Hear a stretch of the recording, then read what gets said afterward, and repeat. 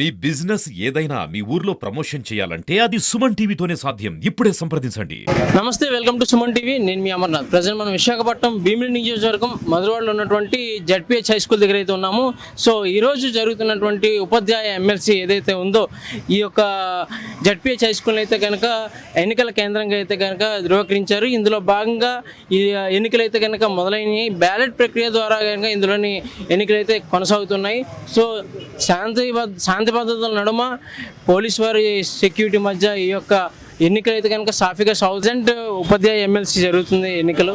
So ఈ యొక్క కేంద్రంలో ఎలా జరుగుతుందంట? ఈ కేంద్రంలో మాత్రం ఉపాధ్యాయ ఎన్నికలు మాత్రము సజావుగానే సాగుతున్నాయండి. ఏ రకమైనటువంటి గొడవలు అవి లేవు. మామూలుగా సిబ్బంది కూడా మామూలుగా చేస్తూనే ఉన్నారు. ఎట్టి పరిస్థితుల్లోనే ఏ రకమైన అవాంతరాలు లేకుండా సజావుగా సాగుతున్నాయనేసి నా అభిప్రాయం చెప్తున్నాను సార్. ఓకే, చూశారు కదా, సజావుగా సాగుతున్నటువంటి ఉపాధ్యాయ ఎమ్మెల్సీ ఎన్నికలు అయితే కనుక సజావుగా సాగుతున్నాయి. సో ఇందులో భాగంగా మరికొంతమందితో మాట్లాడి తెలుసుకుందాం. అమ్మా, ఓటు అయితే వినియోగించుకున్నారా?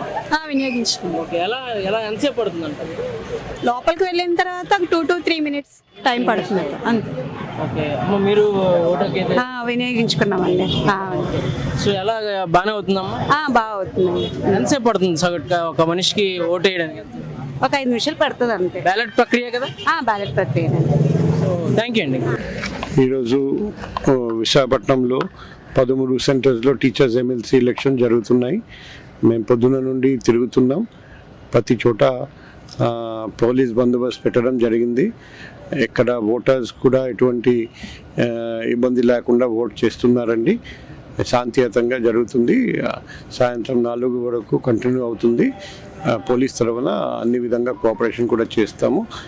ఓటర్స్ కి క్యాండిడేట్స్ కూడా అన్ని నిబంధనలు పాటించాలి. అది కూడా మేము ఎన్ష్యూర్ చేస్తున్నాం.